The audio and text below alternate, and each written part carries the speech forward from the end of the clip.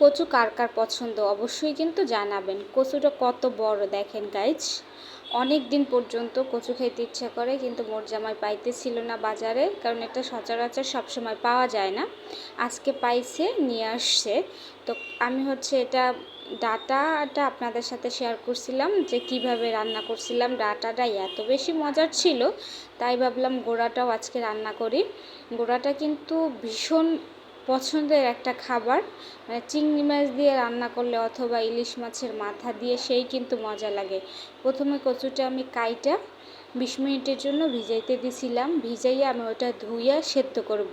আমি এটা হাফ সেদ্ধ করব, সেদ্ধ করলে আসলে গলা ধরবে না, আর ভিতরের যে কচুর একটা কালো পানি থাকে ওটাও বের হয়ে যাবে, এই জন্য মূলত আমার সেদ্ধ দেওয়া। আমি এটা ঢাকনা দিয়ে ঢাইকে টানা 20 মিনিট সেদ্ধ করব। ওই পাশে সেদ্ধ করে দিয়ে এপাশে আমি প্যানে বেশি পরিমাণ সরিষার তেল আর সাথে দিয়ে দিলাম রসুন কুচি। এই হালকা একটু রসুন কুচিটা ভাইজা আর ভিতর দিয়ে দিব আমি বেশি পরিমাণ পেঁয়াজ কুচি।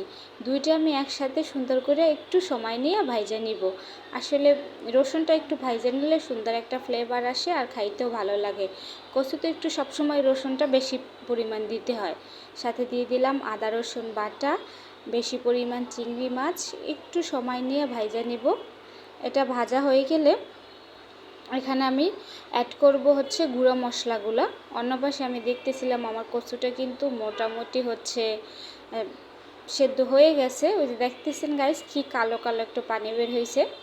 এ পর্যায়ে লবণ, মরিচের গুঁড়া, সাথে দিয়ে দেব সামান্য একটু হলুদের গুঁড়া, জিরার গুঁড়ো দিয়ে আমি পানি দিয়ে মশলাটা কষাই নিব 10 মিনিটের জন্য।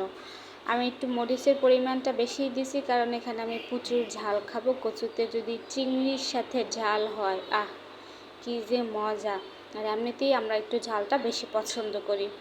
মোটামুটি কিন্তু আমার মশলাটা কষানো শেষ। এ পর্যায়ে আমি এখানে পানি দিয়ে পানিটা ফুটাই নিব।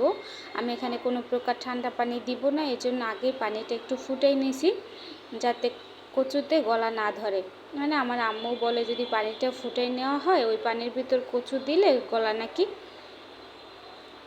চুলকায় না। অনেক সময় দেখা যায় ঠান্ডা পানি দিলে কচুতে নাকি গলা চুলকায়।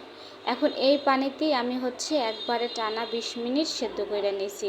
ফাইনালি গাইস, আমার কিন্তু কচু রান্নাটা কমপ্লিট। উপরে আমি একটু ধনিয়া পাতা দিয়ে আরও 5 মিনিট রান্না করে নেব। 5 মিনিট পর আমি সুন্দর করে নাইড়া চাইড়া নেব। আমার কচুর কালারটা দেখছেন গাইস, মনে হচ্ছে না এখনই একটু উঠাইয়া মুখে দেই। আমার তো এরকমই লাগতেছে। যাই হোক, সবাই ভালো থাকবেন। আল্লাহ হাফেজ।